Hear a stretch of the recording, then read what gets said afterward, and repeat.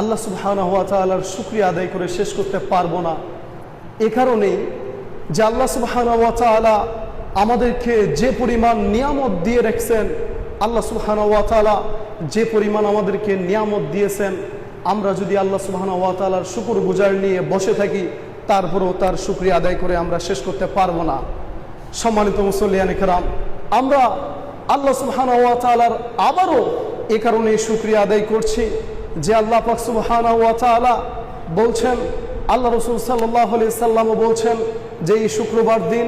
এমনই একটা দিন যে দিনে কিয়ামত সংঘটিত হবে, আর সেদিনে মানুষ ব্যতীত